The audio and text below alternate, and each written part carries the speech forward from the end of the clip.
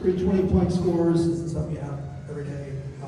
Does that just show kind of the talent and the depth of this team and the front line?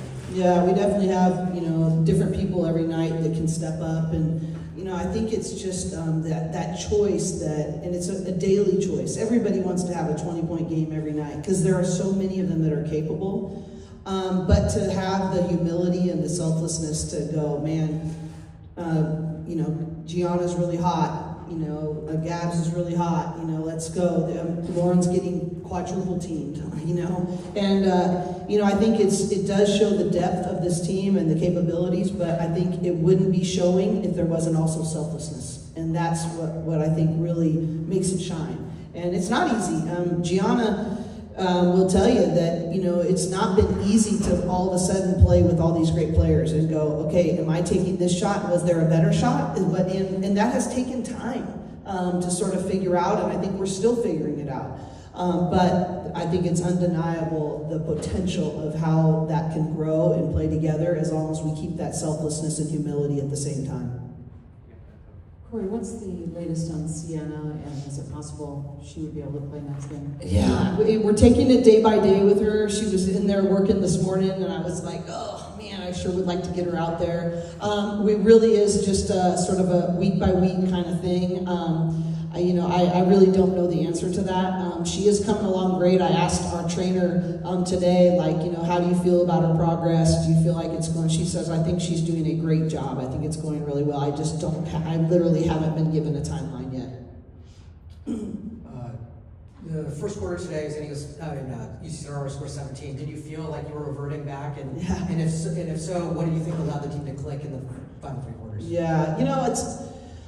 I thought they got a couple of straight line drives, and like I said to them, if you're going to work that hard for 24 seconds, let's not in the last 6 seconds. We gave up, I'd say, 4 or 5 buckets late in the shot clock of a straight line drive, a step through at the last minute, and if you're going to play that kind of defense, you got to finish it. You got to know that there's limited options late in the shot clock, and you got to sit in your stance. You got to have easier help. You got to earlier help, I should say. And I didn't think we had awareness of that. That's what I talked about at the quarter mark. Is like, if you're going to do that, you might as well give it up in the first 8 seconds. But if you got to finish the drill. And I just didn't think we were finishing very well, and I thought we got better at that in those last 3 quarters. Coach, from these first 2 games, what's something that's gone right and something that needs work? You don't have enough time. One thing that's gone right is I think has stayed very coachable. And I've really just challenged everybody to just have a growth mindset. And, mistakes can be just feedback if you're willing to have awareness and do the next right thing. And I think that this team has really chosen a teachable spirit. And I think, especially on after Monday's game, the film session after that was not fun. Practice was not fun. And their willingness to say, this is what we need to be challenged. We didn't meet the standard. And I'm really impressed with their willingness to do that. The thing that needs the most work is we've got to have much greater consistency in all those intangible plays, deflections, out-of-area rebounds. We're not rebounding at the level we need to. And especially, it's interesting, the better offensive team we've become in terms of efficiency and shooting percentage, the worse rebounding team we've become. And I think that's what we have to fight against, is that, if real discipline means, man, I think we're going to make this shot, but just in case, I'm going to have my teammates back here. And I'm not going to allow myself to get boxed out. I think we need a little more fight coming in some of those intangible areas and not relying on our talent or offensive capabilities. Coach, has there been like a team-wide emphasis on three-point shooting at all, or is that more of just an adaptation to teams or just a byproduct of having players like Neepkins? Or? Yeah, both. I mean, it's been a real emphasis for us because when you have a player like Lauren Betts who forces rotations all the time in terms of either rotations from the backside or double and triple teams, you have to be able to burn people on that. And we had some great nights last year on that, and we had some inconsistent nights on that. It doesn't have to be just with three-point shooting. It can be on 45 cuts and fills, but we have to do a better job of burning people and lengthening the spacing out. I think it's not only the efficiency of the three-point shooting was an emphasis by the depth of how far we can shoot. And obviously Gianna really helps with that, because if you look at our game versus UConn in the Final Four, they would throw the double and then on the way out, they would just sprint to close the gap. And the longer we can make those slides and the harder you make that rotation, the better off we're going to be on offense. And so, and that's something that we had to learn the hard way a little bit. And so obviously having higher percentages and adding someone like Gianna Neepkins, but everyone's been working on that and really adding to their toolbox of consistency from the three-point line. And I think that's going to be a really important key to our success this year. Coach, you know, with Gianna's overall game, I think, you know, over the summer with some of the Team USA stuff she did, you know, we kind of saw her ability to kind of handle the ball, be a playmaker. How do you feel like maybe you can tap into that part of her game a little bit? Well, I think that that's what we're, I think, struggling a little bit with is everybody's gotten better. Everybody has gotten better, and everybody is like, Kiki's shot's gotten better, you know, Gab's obviously, you know, and so the when and how to do that rhythmically. I actually showed him a clip, and Kiki Rice is the one who sent it to me, and we showed him a clip of a press conference from the Oklahoma City Thunder, and they were talking about the rhythm of their offense and how to take advantage of the different people that were hot on any given night. And they said, you're not going to do it every time, but our goal is to touch it more times, that rhythm and flow every single game. And I think that's where we're not quite there yet, is that we're like not playing with great rhythm. And so where Gianna is more of a hunter, like, oh, there's my chance to do that, instead of a reactor, like, is this a good shot, is this not? And I think we just haven't totally found that flow yet. You know, Kiki is just getting back, and so now integrating that. Char is, you know, playing today. You know, today was the first time she played on Pauley Pavilion Court in a game since she got hurt. You know, I guess it would be 600, she told me, in 54 days ago. And so, you know, just I think we're still working through some of those different things. So I think we're a really talented team right now, and a really selfless team right now. We haven't become this incredibly complementary unit yet. And I think that's what Gianna and others will discover as we get to touch that rhythm more and more often. Just want to follow up on the film session and the practices. What were they like? What did you say? What was your message? And how did they, obviously we saw they respond today, but how did they respond in that moment? No, actually, you know, it's so interesting. I had a call with some of our donors last night, and I was on a Zoom, and I said, I sort of had a smile on my face, and they're like, why are you smiling? And I said, our team responded really well to me being really tough on them. And you know, that's what you want to see. Like, my job is to hold the standard of what I know they can become, and the consistency of the things under their control. And they won't always get it right, but I'm going to have to come really hard at them, because I know what their goals are. I know what their standards are. I know how hard they've worked.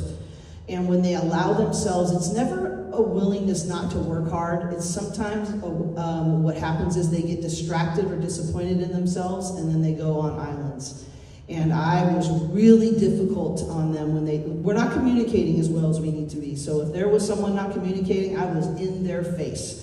And it was very evident that they don't try to be selfish, but I made it very clear that that's a selfish choice. That affects our team.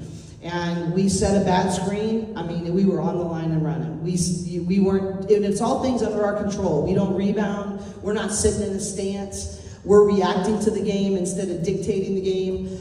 Those are standards of our program. And so, you know, there wasn't a lot that didn't get challenged that day. But I think that's the way I really love them well. You mentioned teams are scared to play you guys in terms of lining up opponents. You've got some, you know, very quality opponents coming up there. Yeah. How much of that is kind of the result of being a Final Four team and being able to really beef things up? Yeah, it was interesting. Dawn Staley warned me about this. 2 years ago, this was actually at the Final Four. She goes, you're about to have your hardest scheduling year.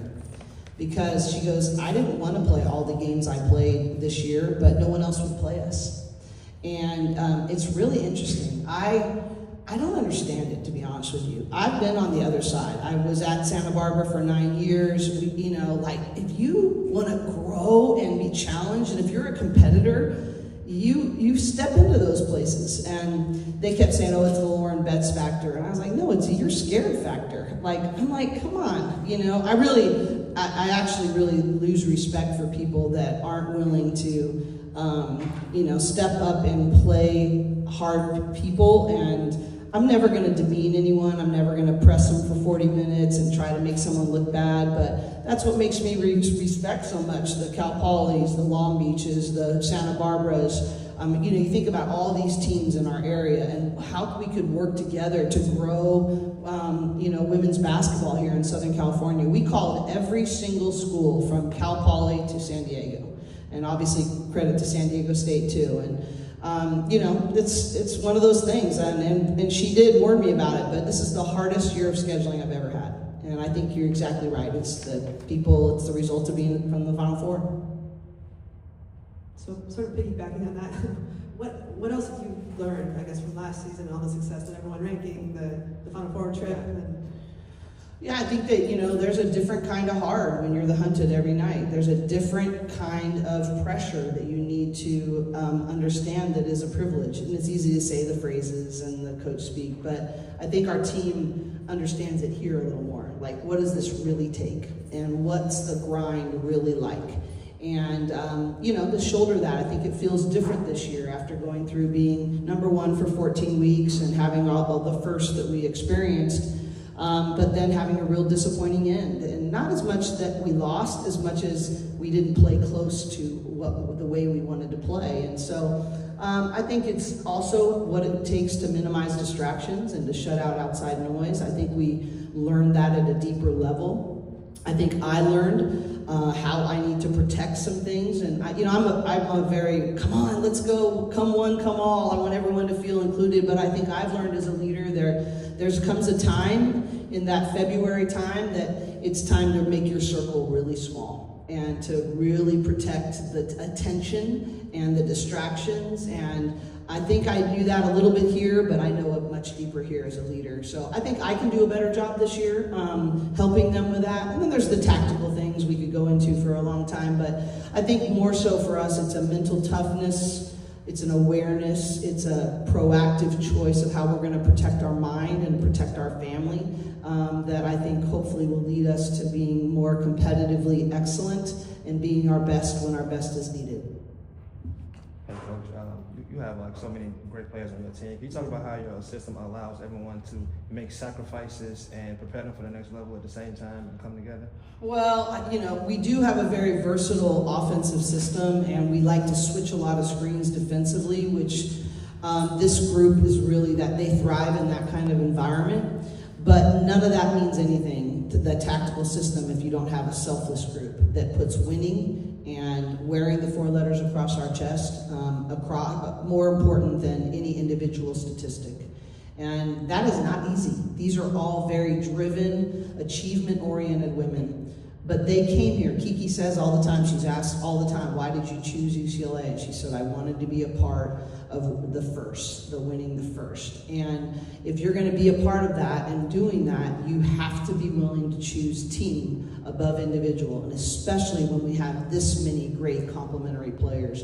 So, I'm proud of the system that we've created. We had our pro day, our open practice with the WNBA, and that was the greatest feedback that we got, is that our system really allows for versatility, but it also allows for preparation for the next level. So that was a great compliment, but it means nothing if players aren't willing to, put winning first and put the team first.